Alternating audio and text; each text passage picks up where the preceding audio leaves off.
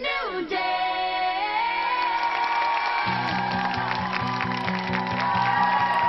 Welcome back to New Day Northwest. Whether you've read them on the internet or heard them from your friends, there are so many myths out there about fertility for men and women of all ages.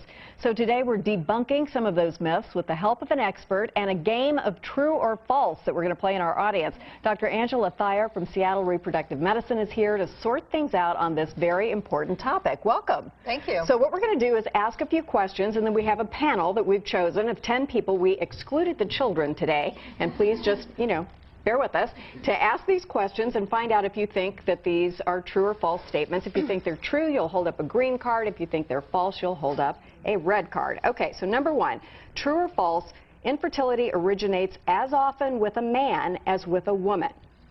True or false? We have most people think it's true.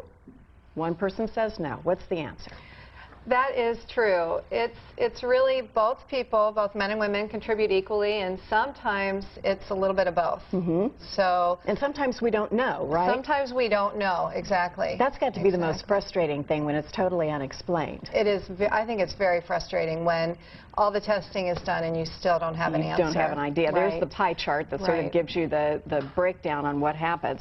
Number two, true or false, you have to have sex every day. Kids, you're not listening. You have to have sex every day to get pregnant. True or false? Everybody says false? Everybody knows that's right. Smart Not audience. true, yeah. Usually every other day around mid-cycle, the time of ovulation is the best. If people are using the ovulation predictor kits, they can pin the time down a little more closely. Is that the best way to do it? In the old days, you took your temperature every day.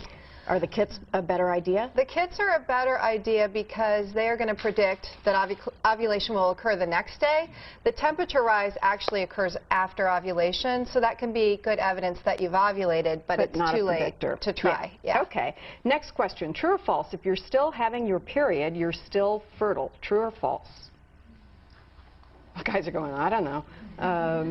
Most people say false. Some people say true. What's the answer? You know, for most people, you have your period about 10 years after your fertility window has ended. Really? So, yeah, the average what a age... ripoff. I know. You still may be ovulating, but the egg quality for those last 10 years before menopause is not nearly as good. Right. So, unfortunately, the chance for pregnancy is a lot less.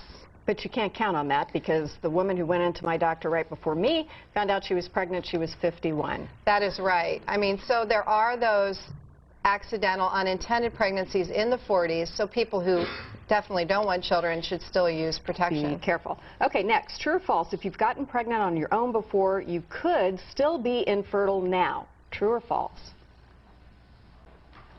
Well, we got a split decision. Split. So, yeah, you know, if you've had a prior pregnancy or delivery, that's great.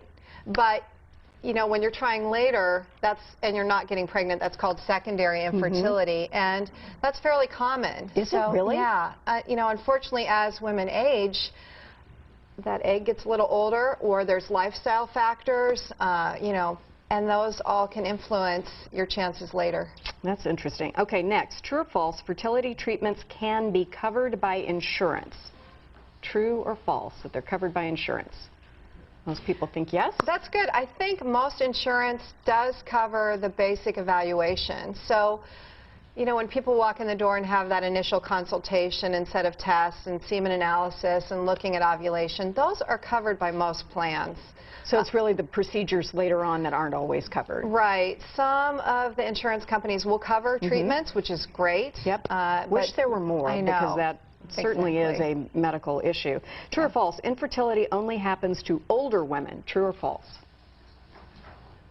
False, they say. One person says yes. Right. So, you know, I think there is a thought that, you know, infertility is more common after 35, and that's when you really need to worry about it. But we see a lot of women who are younger than 35 who have reason to be concerned. It's been 6 months or a year and they haven't gotten pregnant. And certainly they want to come in and have a full evaluation with their partner and really see if something's going on that might be treatable. And no reason to wait. 6 months is long enough to try before you come in and say, maybe I need some help. Absolutely. Great. Well, thank you. We certainly don't mean to make light of infertility, but we were just kind of curious what people are thinking about and how much we know. And it's surprising how much we don't know about things like this. So thank you very much. We appreciate you being here.